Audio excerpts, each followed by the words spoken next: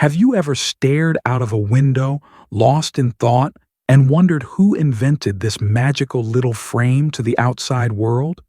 Here's the spoiler. For most of history, only the rich could afford real windows. The rest? They made do with holes, animal hides, or whatever they could stretch across a gap. Windows are everywhere now: homes, offices, cars, even spaceships.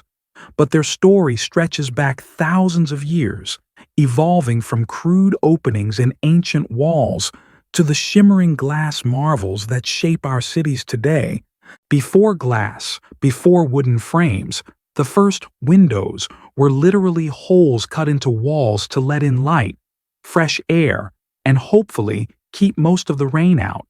In ancient Egypt, Mesopotamia, and China, builders left these intentional gaps for ventilation and daylight. They weren't meant for views, they were for survival. To soften sunlight or block wind, people used animal hides, woven cloth, or thin sheets of translucent stone like alabaster and mica. These openings also helped indoor fires vent smoke at night. Simple, yes, but without them, early homes would have been dark, smoky, and stifling. The real revolution came with the Romans in the 1st century AD. Using glass blowing and casting techniques, they created the first crude glass panes.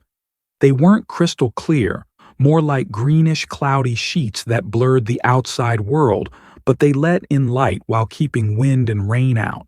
Only the wealthy could afford these, so villas, temples, and public buildings flaunted them as status symbols. Meanwhile, everyday homes relied on shutters or cloth, meaning the occasional bird or stray cat could stroll right in uninvited. By the Middle Ages, windows became works of art. In Europe's grand cathedrals, stained glass masterpieces turned sunlight into vibrant patterns of red, blue, and gold. These panels often told biblical stories, a colorful picture book for the largely illiterate public. In castles and manors, small clear or colored panes were set in lead frameworks. Glass was still pricey, so only the wealthy enjoyed the luxury of seeing the outdoors through something transparent. Common folk? They made do with wooden shutters, horn panes, thin slices of animal horn polished to let in light, or oiled paper. The Renaissance brought leaps in glassmaking. Windows became clearer, larger, and more symmetrical, especially in Italy, where architecture embraced balance and light. Innovations like sash windows in England and casement windows in France let people control both ventilation and sunlight. By the 18th and 19th centuries, the Industrial Revolution changed everything. Mass production made glass cheaper and accessible to the middle class. Shops, factories, and homes flooded with daylight, transforming how people worked, read, and socialized. Today, windows are high-tech marvels. Double and triple glazed panes keep heat in during winter and out in summer. Soundproof glass turns busy streets into peaceful havens. Smart glass can shift from clear to frosted at the touch of a button.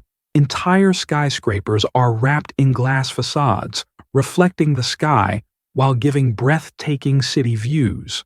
And in spacecraft, submarines, and deep-sea stations, windows aren't just for beauty, they're lifelines, connecting humans to the vast unknown outside. So next time you gaze through a window, whether it's in your kitchen, your car, or a plane at 35,000 feet, remember, you're looking through thousands of years of human problem solving. From a hole in a mud brick wall to intelligent glass that reacts to light, windows have always been more than just building features. They're frames for our stories, portals for light, and silent witnesses to history. And maybe, just maybe, they remind us that even the most ordinary view has an extraordinary backstory. If you love this deep dive, give us a thumbs up, drop a comment, and subscribe to CurioCoreX for more curious tales from everyday life. Until next time, stay curious.